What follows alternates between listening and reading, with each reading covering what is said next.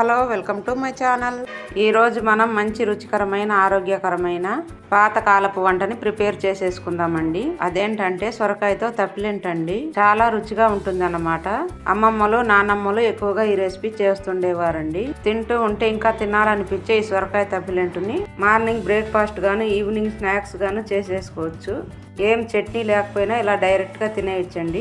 సొరకాయ తప్పిలింటుని ఎలా తయారు చేసుకోవాలో చూసేద్దాం రండి. వీడియోలోకి వెళ్లే ముందుగా ఇలాంటి న్యూ రెసిపీస్ కోసం మన ఛానల్ ని సబ్స్క్రైబ్ చేసుకోండి, అలాగే లైక్ చేయండి ఫ్రెండ్స్. సొరకాయని పైన చెక్కు తీయకుండా సన్నగా తురుముకున్నాను. లోపల ఉన్న గింజలు తీసేయాలి. 1/4 కిలో ఉంటుంది సొరకాయ. ఇందులోకి సన్నగా కోసుకున్న 2 ఆనియన్స్, 2 పచ్చిమిర్చి సన్నగా కోసుకొని వేసుకోవాలి. ఈ పచ్చిమిర్చి అక్కడక్కడ కారం తగులుతూ చాలా టేస్ట్గా ఉంటుంది. శనగబేడలో 10 నిమిషాల ముందు నీళ్ళల్లో నానబెట్టుకోవాలి. 2 స్పూన్లు నానబెట్టుకున్నాను శనగబేడలో. దీన్ని కూడా వేసేసుకోవాలి.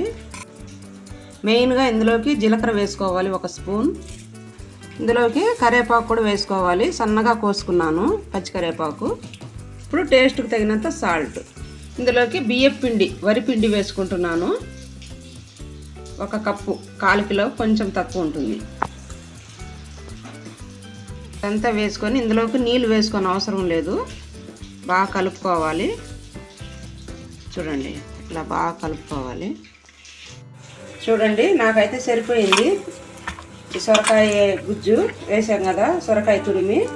చూడండి, ఇలా ఉంటే ఇలా వస్తే సరిపోతుంది. మీకు కనుక సరిపోకపోయింది అనుకోండి, కొంచెం ఒక 2 స్పూన్లు అలా వాటర్ వేసుకొని కలుపుకోండి. ముందుగా గ్యాస్ వెలిగించకూడదు, పెనం పెట్టుకోవాలి. పెనం మీద ఆయిల్ వేసుకొని పెనం అంతా అప్లై చేసుకోవాలి. పిండి ఎంత కావాలనో అంత పిండి తీసుకోవాలి.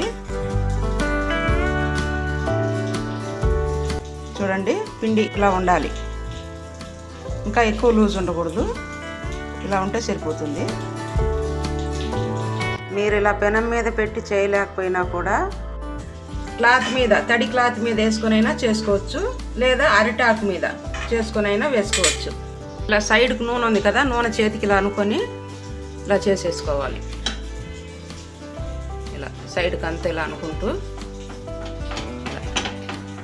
ఇలా నూనె ఉంది కదా, ఈ నూనెతో ఇలా పల్చగా, వీలైనంత వరకు పల్చగా ఇలా చేసుకోవాలి.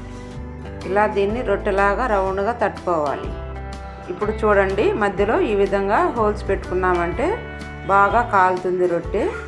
రొట్టె అనేది బాగా కాలుతుందండి, అందుకని ఇలా హోల్స్ పెట్టేసుకోవాలి. ఆల్రెడీ ఆయిల్ ఉంది కాబట్టి ఇంకేం ఆయిల్ అవసరం లేదండి. ఒక 3 నిమిషాలు మూత పెట్టుకుంటే చూడండి, ఆ ఆవిరికే మంచి కలర్ వస్తుంది. ఇలా స్లోగా రెండో సైడ్ కూడా తిప్పి వేసుకోండి.